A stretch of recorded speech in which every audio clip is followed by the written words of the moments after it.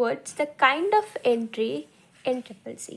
ठीक है, classified catalogue code को हम लोग कैसे यूज़ करते हैं और उसे कैसे लाइब्रेरीज़ में यूज़ किया जाता है और उसके कितने डिफरेंट काइंड्स ऑफ एंट्री होते हैं, अब हम ये पढ़ेंगे. Okay, so let's begin. Kinds of entry in classified catalogue code. So classified catalogue code आपका दो तरीके से बनाया जाता है या दो तरीके से यूज़ किया जाता है for the preparation of classified catalogue and dictionary catalogue. क्या होता है, CCC के दो पार्ट्स होते हैं, एक classified part and dictionary catalogue वाला पार्ट. यानी क्लासिफाइड पार्ट में classified catalogue is the one which some entries are number entries and some are word entries. तो क्या होता है, क्लासिफाइड कैटलॉग पार्ट में आपका कुछ एंट्रीज का नंबर जो होगा वो नंबर एंट्रीज रहेगा and some of them will be word entries. कैसे, मैं बताती हूँ. तो CCC में आपकी डिफरेंट एंट्रीज कौन कौन सी होती है. पहला होता है मेन एंट्री, फिर book index entry, class index entry, cross reference entry and cross reference index entry. अब ये सारे बहुत हेवी वर्ड्स लग रहे होंगे because we are reading it for the first time, but usually धीरे धीरे करके हमें क्या हो जाएंगे, हैबिट हो जाएगी इसकी जब हम कैटलॉग कोड्स बनाने लगेंगे. यानी इसकी जब हम एंट्री स्टार्ट करेंगे ना खुद से प्रिपेयर करना प्रैक्टिकल में, तब भी हमें समझ आने लगेंगे. नाउ मेन एंट्री जो होती है ना आपकी, उसमें आपका सारा मेन डाटा आ जाता है जैसे सबको पता चलता है. अब यहाँ पे एक फ्लो चार्ट दे रखा है, इससे मैं आपको एक्सप्लेन करूँगी. ये थोड़ा इंपॉर्टेंट है, अगर आप इसे एग्जाम में भी बना के आओगे ना, so you will get marks for kinds of entry. Theory वाले पोर्शन में रहेगा ये. प्रैक्टिकल में इसका कोई आपका बेनिफिट नहीं होता बनाने का. उसमें आपको ऐसे कैटलॉग्स ही बनाने पड़ेंगे जैसे यहाँ पे दे रखा है ना, इस टाइप के आपको बनाने पड़ेंगे कैटलॉग्स. नाउ क्लासिफाइड कैटलॉग, जैसे मैंने बताया CCC का दो टाइप है, यानी दो पार्ट्स में बनता है वो. एक बनता है क्लासिफाइड कैटलॉग, एक बनता है डिक्शनरी कैटलॉग. तो डिक्शनरी कैटलॉग को अभी हम साइड में रखेंगे और क्लासिफाइड कैटलॉग के बारे में समझेंगे.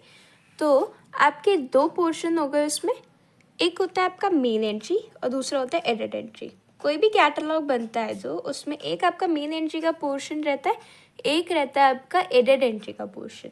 तो मेन एंट्री, उसमें आपका सारा मेन पोर्शन आ जाएगा, उसे हम डिटेल में अभी समझेंगे with an example. Edit entry के बारे में समझते हैं. ये जो पीछे 4 एंट्री और दे रखे हैं ना आपको यहाँ पे, ये जो 4 एंट्रीज और दे रखे हैं, ये सारा आपका एडिट एंट्री का पार्ट होता है. ओके, एडिट एंट्री इसका पोर्शन में रहता है ये. और मेन एंट्री और क्रॉस रेफरेंस एंट्री आपकी नंबर एंट्रीज रहते हैं, क्योंकि यहाँ पे बता रखा है ना क्लासिफाइड कैटलॉग में आपका कुछ एंट्रीज जो होती है वो नंबर एंट्रीज होती है और कुछ आपकी वर्ड एंट्रीज होती हैं. तो जो मेन एंट्री होती है और क्रॉस रेफरेंस एंट्री होती है, इसमें आपके नंबर्स यूज़ होते हैं. तो ये आपके नंबर एंट्री हो गए. और ये जो 3 बच गए ना बाकी एडिट एंट्री में, ये सारे आपका यानी book index entry, class index entry and cross reference index entry, ये जो है आपकी वर्ड एंट्रीज होते हैं. और ये सब क्या इंक्लूड करते हैं, अल्फ़ाबेटिकल पार्ट इंक्लूड करते हैं, alphabetical part. So let's get back here.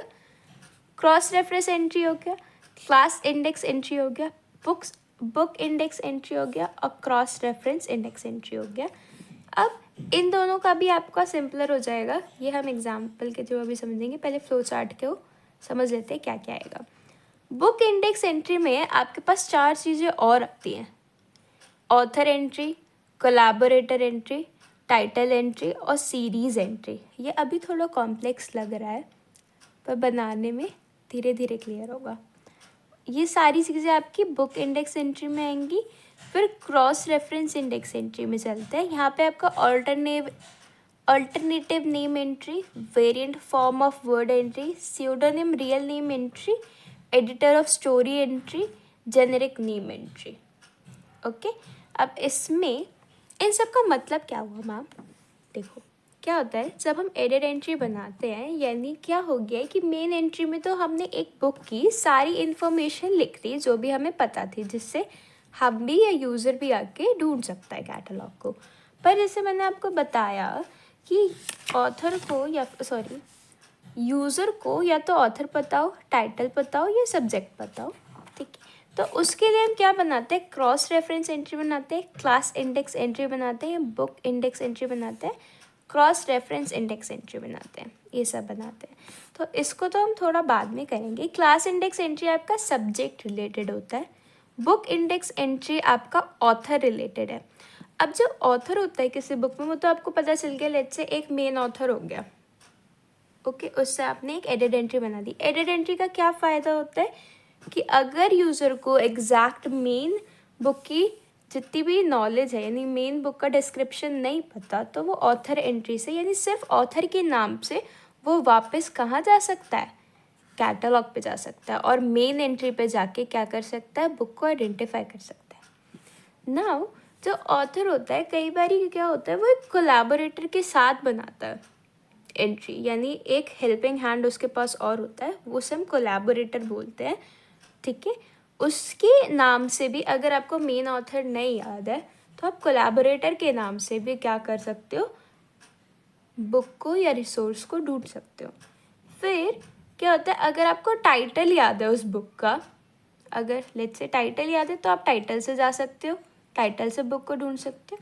या फिर लेट्स से आपको बुक की सीरीज़ नंबर याद है, जैसे एक हैरी पॉटर है, हैरी पॉटर की आपकी सीरीज़ है पूरी, ठीक है, उससे अगर आप चाहो तो भी आप मेन कैटलॉग पे ढूंढ के या मेन कैटलॉग फाइंड कर सकते हो, या फिर बुक फाइंड कर सकते हो अपनी, ठीक है। तो ये रोल होता है बुक इंडेक्स एंट्री का। अब जो कोलैबोरेटर होता है, ये हम कैसे फाइंड कर रहे हैं कि ये कैसे हेल्प कर रहा है उस बुक को फॉर्म करने में, या बुक को मतलब बुक को बनाने में कैसे हेल्प कर रहा है। या तो बुक का एडिटर है, या वो एक बुक का कंपाइलर है। कंपाइलर कौन होता है, जो बुक को कंपाइल करता है, जैसे बहुत सारे एडिशंस हो गए तो उसको एक में कंपाइल कर दिया एक शॉर्ट ब्रीफ के लिए, मान लो ऐसा हो गया। या फिर काफ़ी सारे एडिशंस के या 2 एडिशन का सिंगल एक कॉपी बना दिया, उसे कंपाइलर कहता है। या बुक को जो कंप्लीट करवाते हैं ना, उन्हें भी कंपाइलर्स बोलते हैं। फिर जैसे अभी कोई बुक है वो स्पेनिश में, उसे इंग्लिश में ट्रांसलेट किया है, या फिर इंग्लिश में है उसे जापानीज़ में ट्रांसलेट किया, तो वो ट्रांसलेटर हो गए। ये सारे कौन है, कोलैबोरेटर्स हैं आपके। ये क्या कर रहे हैं, मेन ऑथर के साथ हेल्प करा रहे हैं आपकी क्या बनाने में, बुक को फॉर्म कराने में। तो हम इनके भी नाम से कैटलॉग कार्ड्स बनाते हैं। फिर रिवाइज़र, जो रिवाइज़ करता है, जैसे पुराना एडिशन हो गया तो उसे रिवाइज़ किया गया। जैसे आपका CC है, कोलन क्लासिफिकेशन, उसमें 6th एडिशन है, उसके बाद फिर रिवाइज्ड 6th एडिशन है, तो वो किसी रिवाइज़र ने किया होगा, तो रिवाइजेस आ गए। अब इलस्ट्रेटर्स कौन होते हैं, जैसे कोई स्टोरी बुक है, बच्चों की बुक्स होते हैं, उसमें क्या है, वो ड्राइंग्स बनाते हैं। जो भी ड्राइंग है, पिक्चर्स है जिस बुक में, उन्हें हम इलस्ट्रेटर बोलते हैं, जो हैंड ड्रॉन होती है या फिर कंप्यूटराइज होती है इस तरीके से, पर नॉट एग्जैक्टली फ़ोटो क्लिक वाली पिक्चर्स को नहीं हम कह रहे हैं, ठीक है। फिर असिस्टर्स, जो मेन ऑथर के साथ असिस्ट कर रहे हैं, जैसे कोई जूनियर रिसर्चर हो गया, तो वो क्या हो गए, असिस्टर्स हो गए, ओके। अब आ जाते हैं हम क्रॉस रेफरेंस इंडेक्स एंट्री पे।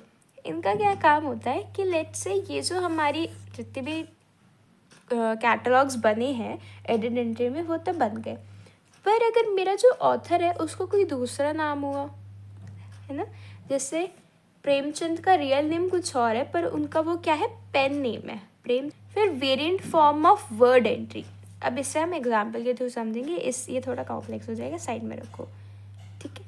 अब pseudonym real name entry, okay, alternate name entry होता है जैसे आपका दूसरा नेम से उसे यूज़ किया गया हो, और स्यूडोनिम होता है जैसे पेन नेम हो गया, प्रेमचंद वाला एग्जाम्पल यहाँ पे फिट होगा, सॉरी फॉर दैट। अब एडिटर ऑफ सीरीज एंट्री, अब आपका पूरे, जैसे मैंने हैरी पॉटर का एग्जाम्पल लिया था, सीरीज एंट्री तो आपकी किस में आएगी, पर एडिटर ऑफ सीरीज एंट्री जो होगी, जो मतलब पूरी सीरीज का जो एडिटर होगा, उसकी एंट्री आप क्रॉस रेफरेंस इंडेक्स एंट्री में करोगे। एंड देन लास्ट में आ जाता है जेनेरिक नेम एंट्री, ठीक है। तो ये है आपकी काइंड्स ऑफ एंट्री या types of entry in classified catalogue, okay. अब हम धीरे धीरे इसके एग्जाम्पल्स पे चलते हैं। तो जो एग्जाम्पल्स का वीडियो होगा वो नेक्स्ट वीडियो होगा, फॉर दैट स्टे ट्यून्ड। ये सारे टाइप्स ऑफ एंट्रीज़ नहीं बनती है एक बुक के लिए, जो रिक्वायर्ड होती है सिर्फ उतनी ही एंट्रीज़ बनाई जाती हैं। That's it for the video. Thank you for watching.